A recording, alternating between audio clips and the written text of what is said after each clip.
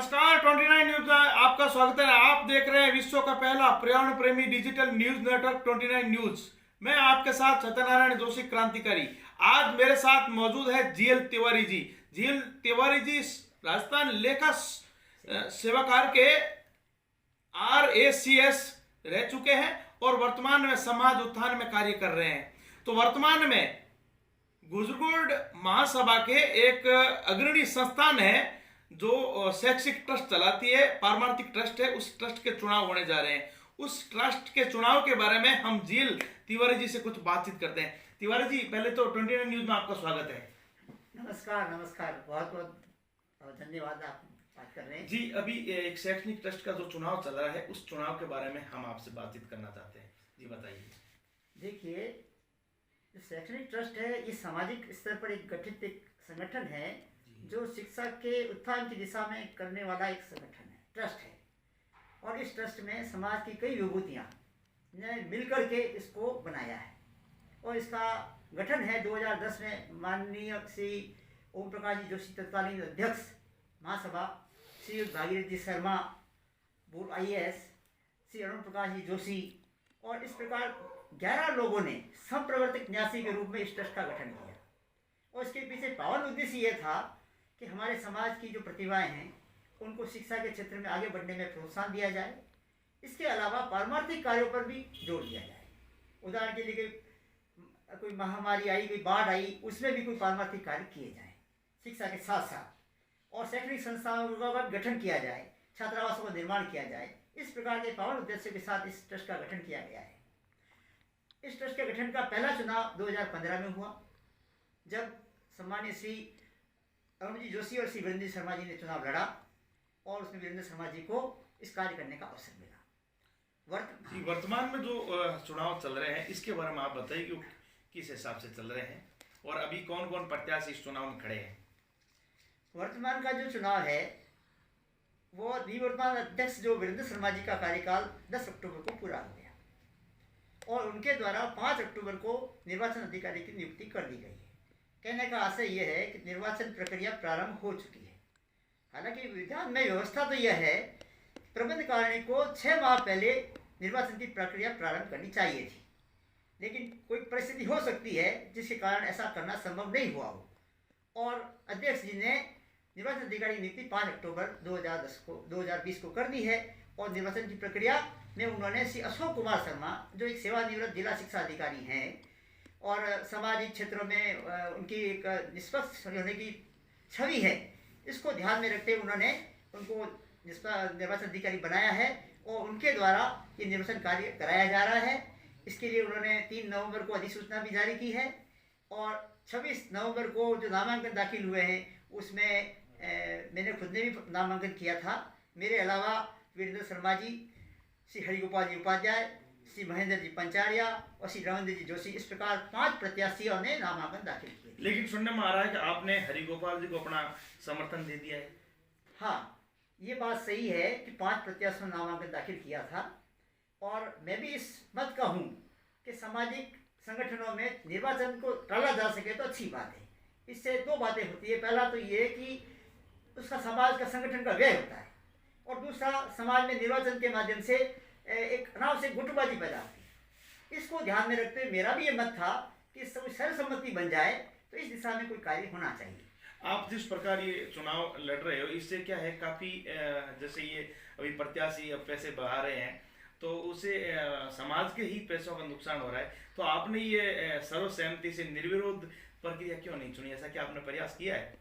हाँ, इस संबंध में मैं साधुवाद देना चाहता हूँ श्रीयुक्त नारायण जी पंचारिया साहब का, जो राज्यसभा सांसद है और समाज के कार्यों में बड़ी अच्छी भूमिका और अच्छा मार्गदर्शन करते रहे हैं। उनका भी ये मत है कि सामाजिक संगठनों के चुनाव नहीं होने चाहिए और यथासंभव प्रयास होना चाहिए कि सर्वसम्मति से कार्य हो, जिससे कि सौहार्द के साथ संगठन आगे बढ़े और समाज का पैसा भी बर्बाद न हो। इस दिशा में मैं आपको बताना चाहता हूँ, 26 को नामांकन के बाद मैं और एक अन्य प्रत्याशी श्री हरिगोपाल जी उपाध्याय तो श्री नारायण जी पंचायत साहब के यहाँ स्वेच्छा से गए। इसलिए गए कि इसमें कोई सर्वसम्मत हल निकलता हो तो उसका तलाश लिया जाए संभावना।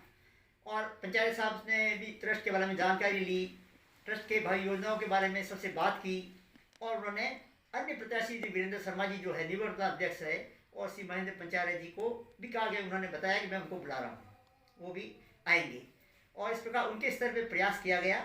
लेकिन मैं बड़े दुख के साथ कह रहा हूँ कि उस समय उनकी जो भावना थी पंचायत साहब की, उसके विपरीत व्यवहार करते हुए, असहयोग करते हुए इस वार्ता को सफल नहीं होने दिया गया और सर्वसम्मति नहीं बन पाई। किसने नहीं होने दिया ये? अब नाम लेना तो मैं समझता हूँ उचित नहीं होगा। लोग जानते हैं जो उस प्रक्रिया में शामिल थे। इस प्रक्रिया में शामिल 4 ही लोग थे। हरिगोपाल जी उपाध्याय, लोग निवर्तमान अध्यक्ष के ऊपर उंगली उठा रहे हैं। बात है हरिगोपाल जी उपाध्याय, मैं, निवर्तमान अध्यक्ष श्री वीरेंद्र जी और श्री रविंदर जी। अब आप देखिए, सर्वसम्मति बनाने की दिशा में कार्य हो रहा है, लेकिन एक प्रत्याशी तो अंदर ही नहीं आए, महेंद्र पंचारिया जी। सभी अगर नहीं आए तो सर्वसम्मति कैसे बनती? एक दूसरा, जब वो आए, ये पता है सबको कि 3 से 4 बजे 1 घंटे का टाइम है जिसमें सर्वसम्मति बननी आवश्यक थी। लेकिन वीरेंद्र शर्मा जी और रविंदर जी जो थोड़ा लेट आए, 3:15 बजे आए, अपनी बात को पूरी तरह से कहा और सुना, पूरी बात होती, इससे पहले वो जल्दी बजाने लगे, तो फिर वो वार्ता सफल नहीं हो पाई। और उसके बाद आपके सामने है, हरिगोपाल जी भी मैदान में हैं। हाँ, मैंने हरिगोपाल जी के समर्थन में अपनी अपील जारी की जी। अभी वर्तमान में जो चुनाव चल रहे हैं, इसमें काफी सोशल मीडिया पे सुनने में आ रहा है कि धांधलीबाजियां ज्यादा चल रही है और गैर तरीके अभी अपनाए जा रहे हैं, तो इसके बारे में आप क्या कहना चाहेंगे?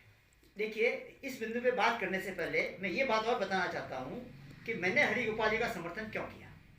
जी देखिए, मेरा ये मानना है, वीरेंद्र जी शर्मा, GL तिवारी और हरिगोपाल जी तीनों एक टीम के रूप में जो गया गत सत्र था उसमें साथ काम किया है, और हम एक दूसरे को कार्यशैली से, एक दूसरे के योगदान से अच्छी तरह से वाकिफ हैं। मेरा ये मानना था कि वीरेंद्र जी को कार्य करने का 5 साल का अवसर मिला, उसमें सभी ने पूरा सहयोग दिया, और 5 साल का कार्यकाल उनका बिना किसी विघ्न के, बिना किसी बाधा के, बिना किसी कठिनाई के, बिना किसी प्रतिकूल परिस्थिति के पास हुआ, समय निकला और कुछ कार्य भी हुआ। तो हमारा ये मानस था कि वीरेंद्र जी शर्मा अब किसी अन्य युवा साथी को अपने इस कार्य करने का अवसर दे, और उसमें श्री हरिगोपाल जी उपाध्याय सबसे उपयुक्त व्यक्ति थे। यहाँ मैं बताना चाहता हूँ कि जब देवस्थान विभाग में मामला चल रहा था, वीरेंद्र जी को चार्ज नहीं मिल रहा था, उस विकट परिस्थिति में श्री हरिगोपाल उपाध्याय जी ने नागौर में जुलाई 2016 में एक विराट सम्मेलन कराया, और उसमें समाज की विभूतियाँ, राजनीतिक, विधि के क्षेत्र के, पुलिस क्षेत्र के सभी बड़े बड़े लोगों ने वहाँ शिरकत की, और उसका ये प्रभाव पड़ा कि वीरेंद्र जी के पक्ष में तुलसी राम जी को उपाध्याय साहब जिन्होंने आपत्ति दर्ज की थी, उन्होंने अपनी आपत्ति को विड्रॉ कर लिया। तो हरिगोपाल जी की जो भूमिका उस आयोजन में रही, तो वो अगर आयोजन में भूमिका नहीं होती तो हो सकता है वीरेंद्र जी को और कठिनाई का सामना करना पड़ता। जी, अभी मेरा प्रश्न आपसे यही है कि जो वर्तमान में चुनाव चल रहे हैं, सोशल मीडिया पे उसमें जो धांधलीबाजियां सामने आ रही है, आप उनके बताइए। देखिए, निर्वाचन अधिकारी नियुक्ति के साथ ही अपेक्षा करते हैं कि वो निष्पक्षता से और पारदर्शिता के साथ काम करेंगे, और वो एक स्वतंत्र संस्थान व्यक्ति के रूप में निर्वाचन की प्रक्रिया को अंजाम देंगे। इस क्रम में मैं ये मानता हूँ कि जो अशोक कुमार जी शर्मा हैं, वो एक अच्छी छवि के, निष्पक्ष और पारदर्शी प्रक्रिया में विश्वास करने वाले व्यक्ति हैं। लेकिन कुछ कमियां जो हमारी दृष्टि में आई है, जो हमने उनके ध्यान में भी लिया है। पहला तो मैं मानता हूँ कि मतपत्र पे क्रमांक अंकित नहीं होना, ये एक ऐसी भूल है कि ये वैधानिक दिक्कत है कि अब बिना क्रम संख्या के, इसका मतलब है कोई भी मतपत्र दूसरा भी आ सकता है। तो एक तो ये है, इसके लिए वो हरिगोपाल जी ने भी, जो प्रत्याशी, उन्होंने ये बात शायद निर्वाचन के ध्यान में लाएंगे, और देवस्थान विभाग के पर्यवेक्षक भी इसमें नियुक्त किए हुए हैं, तो कोई गलती संभावना तो नहीं है, पर ये ऐसी भूल है जो कि नहीं होनी चाहिए थी। इसके अलावा दूसरी जो बात आती है वो यह है कि प्रतिनिधियों को भी अवसर देना चाहिए। प्रत्याशी तो अपने प्रचार में व्यस्त रहता है, तो वो तो अपनी कोई बात होगी तो निर्वाचन अधिकारी को कैसे पहुँचाएगा। तो प्रतिनिधि की व्यवस्था में भी अब देवस्थान विभाग ने अनुमति दे दी है, तो मुझे विश्वास है कि हरिगोपाल जी के जो प्रतिनिधि हैं या मेरे प्रतिनिधि हैं, वे समय समय पे निर्वाचन प्रक्रिया का अवलोकन करेंगे, और अपनी बात को कुछ लगेगी अच्छा नहीं हो रहा है या उनको लगा कुछ धांधली हो सकती है, तो वो अपनी बात को रख देंगे निर्वाचन अधिकारी। और मुझे विश्वास है निर्वाचन अधिकारी निष्पक्ष रूप से पारदर्शिता कार्य का समाधान करेंगे, और इस प्रक्रिया को अंजाम देंगे। जी जी, मैं आपसे एक बात लास्ट में एक और कहना चाहूँगा। जिस प्रकार राजनीतिक पार्टियों में चुनाव लड़े जाते हैं, उनमें तो उनका एक स्वार्थ रहता है कि पैसे कमाने का या अन्य किसी प्रकार का, लेकिन इस प्रकार की जो सामाजिक संगठन है, उसी चुनाव में जो निष्पक्ष रूप से लड़ा जाता है और समाज हित में लड़ा जाता है, लेकिन उसके लिए सत्ता पाने के लिए इस प्रकार हथकंडे जो अपनाए जा रहे हैं, इसके बारे में आप थोड़ा दर्शकों को बताइए।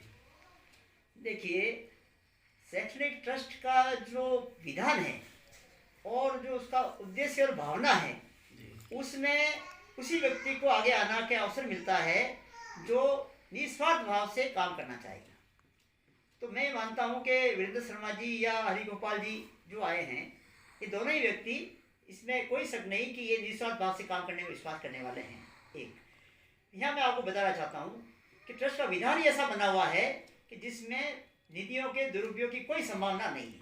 आप इस बात को ऐसे समझ सकते हैं कि जो पैसा एक ट्रस्टी देता है वो हमेशा सुरक्षित रहता है, और उसका जो पैसा से इकट्ठे से जो ब्याज बनता है, सिर्फ ब्याज का ही व्यय किया जा सकता है। यूँ समझ सकते हैं अपन कि किसी ट्रस्ट ने जो पैसा दिया है उस पर किसी भी प्रकार का व्यय नहीं होता, यानी कि जो ब्याज की जो आय होगी उसी में से बच्चों को जो भी योजनाओं में लाभ देना है वो दिया जा सकता है।